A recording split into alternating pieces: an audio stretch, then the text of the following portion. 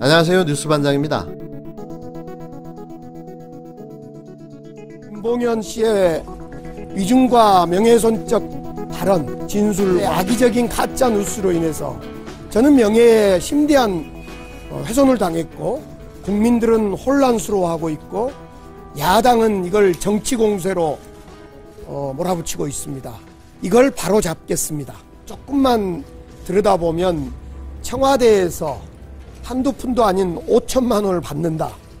이것은 국민들이 아마 자세히 생각해보면 있을 수 없는 일입니다.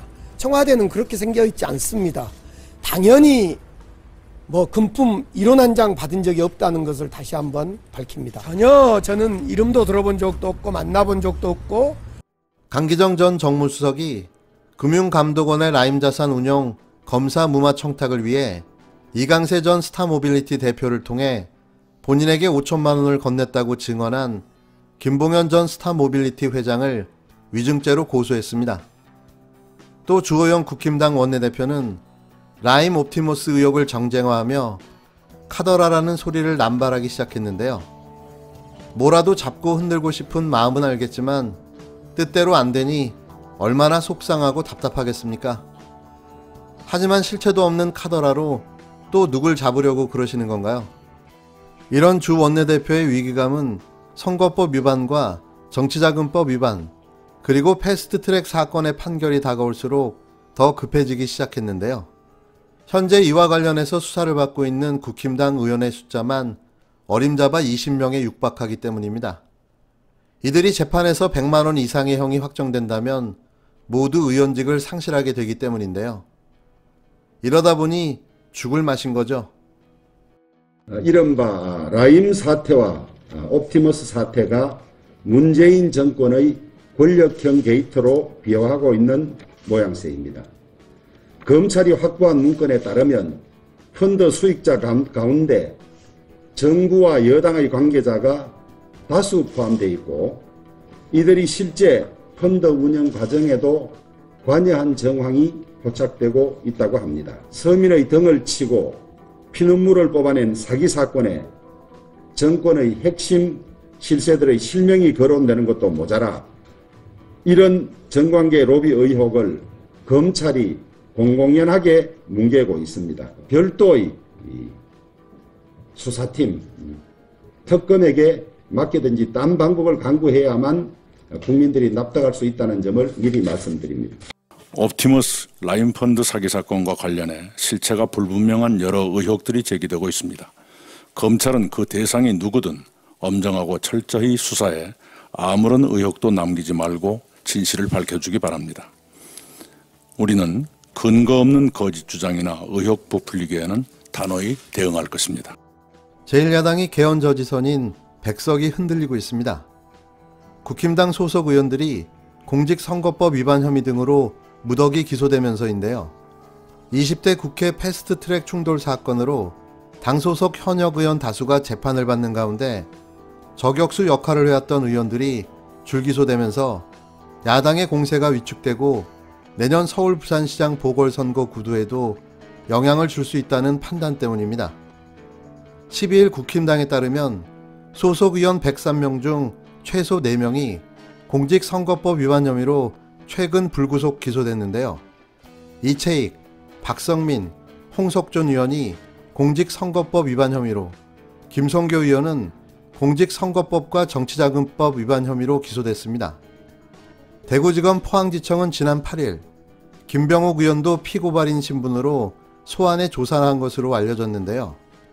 21대 총선 선거사범 공소시효는 오는 16일 0시에 만료됩니다.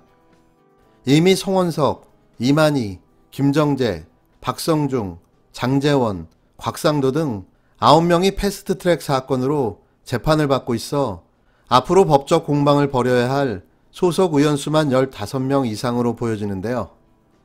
당내에선 최악의 경우 백석이 무너진 상태로 상당 기간을 보내야 할 수 있다는 우려가 나오는 이유입니다.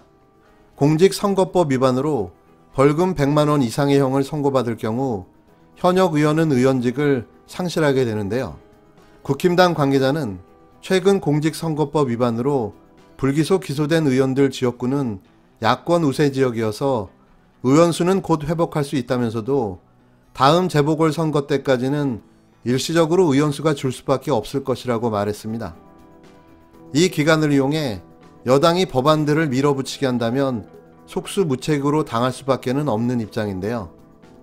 저희는 이 기간을 적절하게 잘 이용해야 할 듯 보입니다. 이번 줄기소 사태는 또다시 시작된 문재인 정부 흔들기 2라운드인 라임 옵티머스 사건 등의 권력형 비리 의혹에 대한 야당의 공세를 멈추게 해 전국 주도권을 여권에 완전히 넘겨줄 수 있다는 야당 내 위기감에서 나오고 있는데요. 국힘당 소속 의원들은 재판 중에는 정권 비판 한마디도 조심스러워진다며 개인 의정 활동은 물론 당 전체의 부담을 줄 수 있다고 말했습니다. 김종인 비상대책위원장이 내년 서울 부산 시장 보궐선거에서 현역 의원 출마 배정 방침을 밝힌 것도 이런 당의 부담과 무관치 않은 것으로 알려졌는데요. 한편 국힘당은 재보궐 선거대책위원장으로 유호일 전 부총리 겸 기획재정부 장관, 부위원장으로 김선동 사무총장을 내정했습니다. 예정된 수순입니다. 뿌린 대로 거두는 거죠. 백성 미만으로 쪼그러들게 되면 할 수 있는 게 아무것도 없는 기능 상실의 유명무실한 제1야당이 되는 건데요. 어떠한 방법으로도 입법을 포함한 전국 주도권을 상실하게 되는 겁니다. 사실 지금도 소리만 요란하지 할 수 있는 건 아무것도 없는데요. 그러다 보니 연일 정쟁을 위한 일방적인 소모적인 공격만 하고 있는 거죠. 언제쯤 일다운 일을 할까요?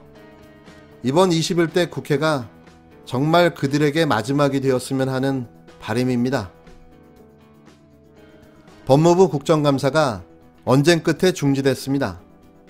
국힘당은 더불어민주당 의원이 발언 도중에 끼어들었다고 불만을 표했고, 여당 의원 역시 일부 야당 의원의 반말 등 태도를 지적했는데요.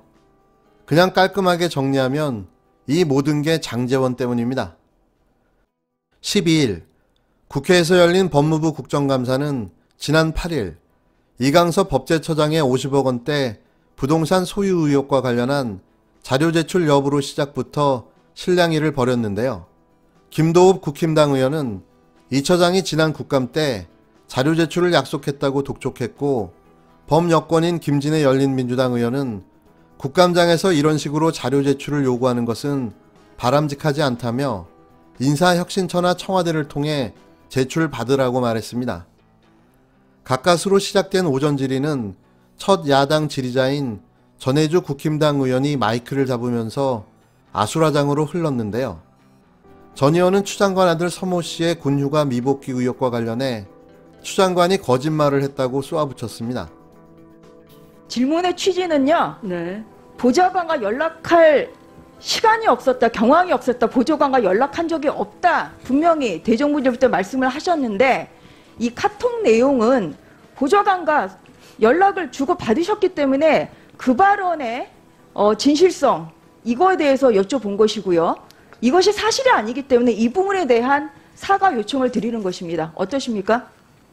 제가 그 카톡에 이런 문자가 있다는 것은 이 휴대폰이 포렌식이 돼서 나와서 아는 것일 뿐이고, 그걸 기억하지 못합니다. 예, 그걸 기억하지 못한다고 하고, 그걸 또 예. 뒤에 보시면 맥락을 다 보시면 아들이랑 연락을 취해 주세요 돼 있지, 보좌관 예. 보고 제가 지시한 게 아니잖아요. 제가 지시를 했었다면 단문자에서 지시 이행했습니다 이렇게 문자가 와야 되겠죠. 그러나 예, 그게 아니고 알겠습니다. 스스로 예. 한 번 더 연장해 달라고 요청을 했다 이렇게 답하니까 제가 지시를 한 것이 아니라는 걸 도로 명확하게 알 수 있는 문자들이죠. 장관님, 지금 네. 여기는 그 진실의 자리이지 해명의 자리가 아닙니다. 장관님 네, 말씀의 진실의 취지는 자리죠.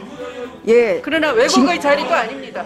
그 전에 대정부 질문에 대해서는 전혀 허위 발언한 바가 없다.